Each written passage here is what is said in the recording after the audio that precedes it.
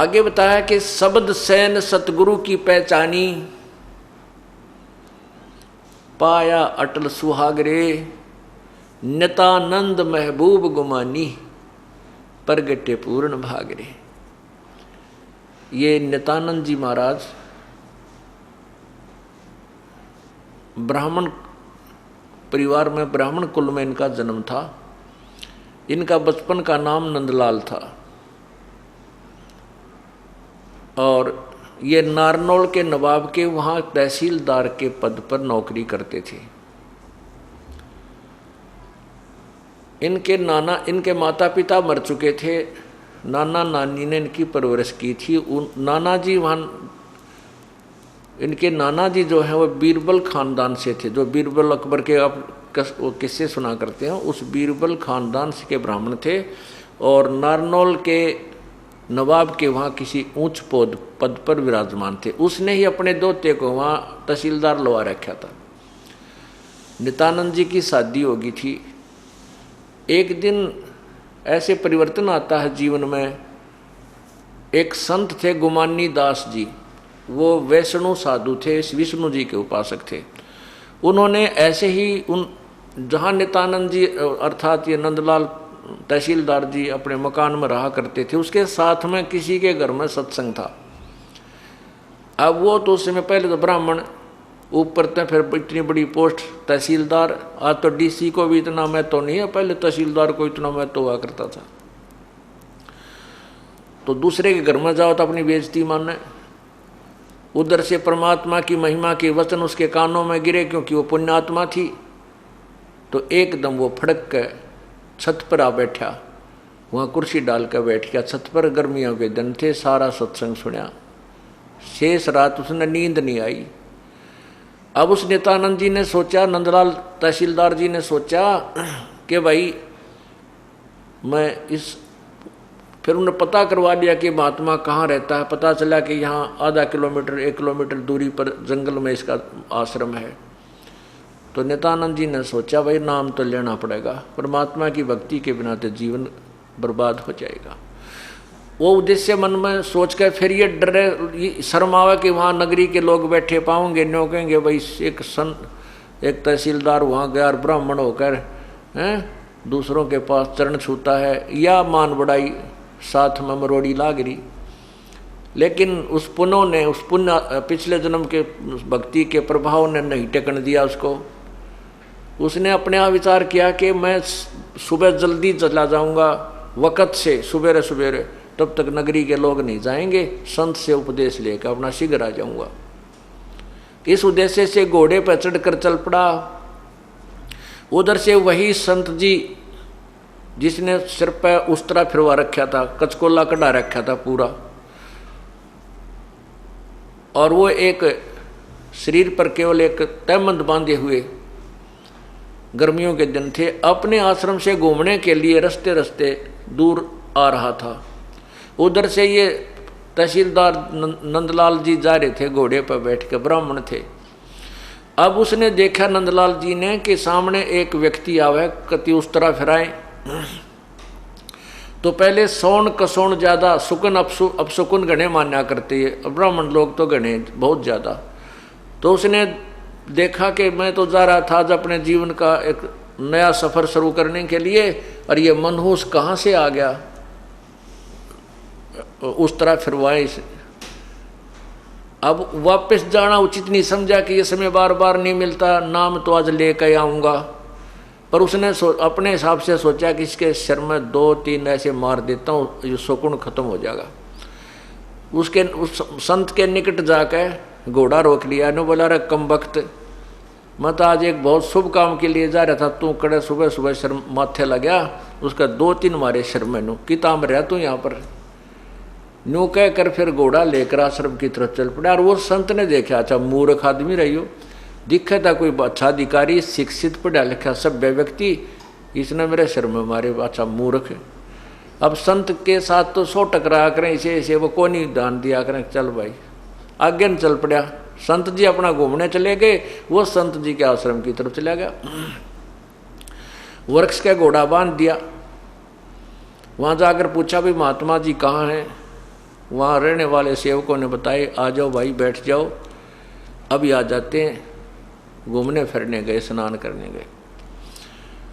अब संत जी घूम फिर के स्नान करके नहर में, नदी में, और आकर उस अपने आसन पर बैठे जहाँ वही व्यक्ति घोड़े पर बैठा हुआ था, वो आसन से 4 फुट की दूरी पर बैठा रखा। उन सेवकों ने कहा, जा भाई यहाँ बैठ जा, महाराज जी यही आएंगे। अब संत जी ने आके देखा, ये तो वो बैठा भाई जिसने तेरे सिर में टोले मारे थे ऐसे करके। अब देख लिया उस नित्यानंद जी ने भी, ये तो वही महात्मा है जिसके लिए तने बकवाद की थी। अरे तो बात बिगड़ेगी, उस संत नाम तने देखो ना। तेरे व्यवहार को देखकर वो अंदर ही अंदर बहुत दुखी हुआ, शर्मिंदा हो गया, नीचे को गर्दन कर ली, बोला को नहीं। संत जी जान गए कि ये अच्छी आत्मा का था और इसका कोई गलतफहमी होगी। तो उस गुमानी दास ने कहा, भाई बच्चों, उस व्यक्ति से, उस नित्यानंद से कहा कि ए भगत जी, आप के जैसे एक व्यक्ति मटका लेने जाता है, घड़ा कुम्हार के तय, और मटका लेने से पहले उसको बजा के देखता है। एक आने का मटका लेकर 6 बटोले मारता, उसको देखता है ये कहीं खरा है या खोटा, ये कहीं से गड़बड़ तो नहीं है इसमें। और बेटा तने गुरुजी बजा के देख लिया, क्या दिक्कत होगी? आपने तो अपने जीवन का सौदा करना था और गुरुजी को बजा के देख लिया, कोई बात ना बेटा, तो शर्मावा मत ना।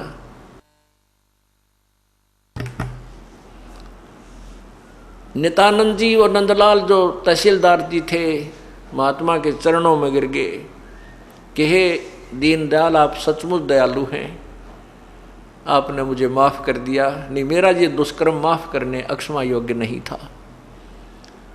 उनको उपदेश दिया। फिर उसकी इतनी लो लाग गई कि नौकरी से आते ही सीधा सत्संग में, आश्रम के वहाँ। ये उसकी पत्नी को गवारा नहीं हुआ, क्यों बहन को चिंता हो जाती है बगैर ज्ञान के कि बाबा बन जाएगा, घर छोड़ देगा, तेरी ब्रेन माटी हो जाएगी। तो उस लड़की ने 1-2 बार उस महात्मा से कहा कि आप मेरे पति को यहाँ मत आने दिया करो, इनको कह दो यहाँ नहीं आवे। और आपने पता नहीं क्या खिला पिला दिया, ये और घर में कम रहता है और आपके पास ज़्यादा आता है। उसने कहा, बेटी मैंने कुछ नहीं कहा, इसका कोई पिछला संस्कार है, और आप भी भक्ति करो बेटा, भक्ति किया करें, परमात्मा का नाम ले। वह तो नहीं मानी, लेकिन इतना विरोध करने लगी कि एक दिन नित्यानंद जी सुबह सुबह जल्दी जाते थे दर्शन करने, उससे भी पहले उठकर वो घर से निकलकर दूसरी साइड से महात्मा के आसन पर जा बैठी जहाँ संत जी विराजमान होते थे। अब वो वहाँ पर गया, उसने देखा कि यह तो भगतनी बैठी है, बड़ी शर्म आई उसने। क्या कहेंगे गुरुजी? तो वो इतने में गुरुजी आ गए महात्मा जी से। उस लड़की ने बहुत बुरा भला कहा।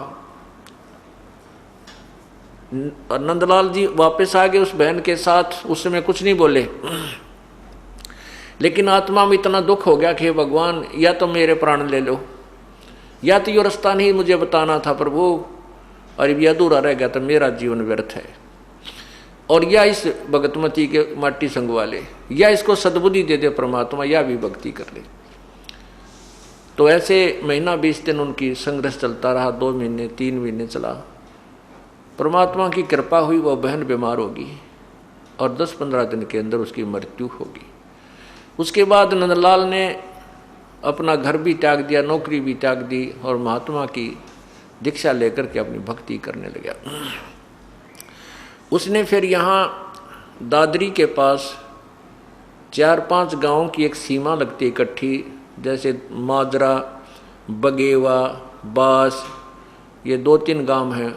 4-5 गांव की एक सीमा है। वहाँ एक भले जंगल बहुत बड़ा था, उसको जटेला जोड़ बोलते हैं। वहाँ करके उन्होंने अपनी शेष भक्ति की। अब देखो पुण्यात्माओं, नित्यानंद जैसे महापुरुष को यदि सतलोक का मार्ग मिल जाता तो वो तन मन धन से वहीं जाता, लेकिन उनको केवल वैष्णव साधु मिला। उसने जो ज्ञान दिया उसके आधार पर उसने अपना समर्पण कर दिया। मोक्ष नहीं हुआ नित्यानंद जी का। स्वर्ग तक की उसने साधना की, स्वर्ग में जाकर के फिर वापस आएगा। अब इन्होंने स्वर्ग को ही बेगमपुर मान रखा है, इस स्वर्ग को ही बेगमपुर यानी सतलोक मान रखा है। बेगमपुर माने वहां कोई दुख नहीं होता, नहीं कि और स्वर्ग में तो जितना दुख है कितना भी को नहीं। पहला दुख तो ये है कि हमारी जेब कटे, हमारा पुण्य समाप्त हो, सबसे बड़ा धोखा हमारे साथ। फिर वहां पर भी यही राग द्वेष खेचा ताणी नाचने गाने सारी बकवाद जो यहाँ नहीं है उपलब्ध, वो स्वर्ग के अंदर है। जैसे छोटे शहरों के रेस्टोरेंट में सभी सुविधा नहीं होती, तो बड़े शहरों के रेस्टोरेंटों में सारी बकवादें मिल जाती हैं, लेकिन वहाँ जाता है पैसे वाला ही, गरीब आदमी उन रेस्टोरेंटों में नहीं जा सकता। इसी प्रकार ये स्वर्ग रूपी और महास्वर्ग रूपी जो रेस्टोरेंट हैं, यहाँ पर उस राम नाम के वो धनी जाते हैं जिनकी कमाई गणी है, और वहाँ पर अपने पुण्य को खत्म करके फिर 84 लाख योनियों में आ जाते हैं।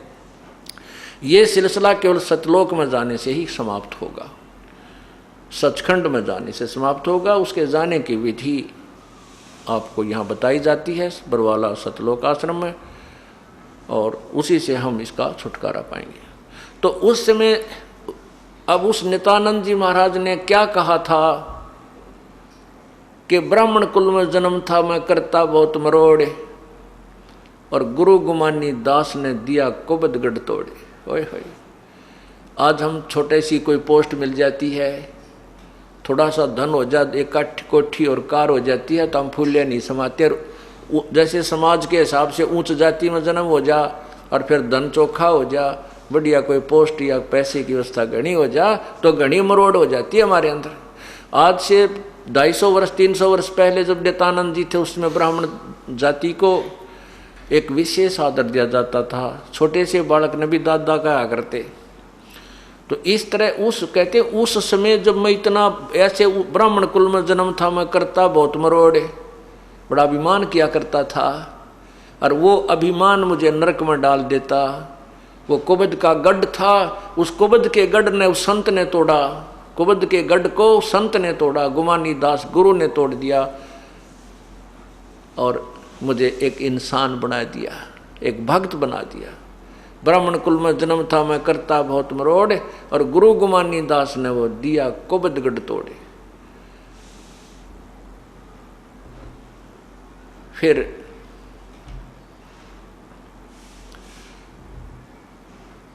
वो नित्यानंद जी अपनी जैसी साधना की वो अपने करके चले गए। उससे हमने सभी ने ये शिक्षा लेनी है।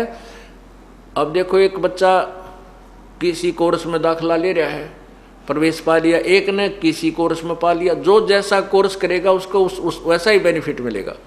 तो हमने पूर्ण परमात्मा की प्राप्ति करनी है, उसके लिए जो ट्रेनिंग, उसके लिए जो कोर्स है, वो इस सतलोक आश्रम बरवाला और क्रोथा में कराया जाता है।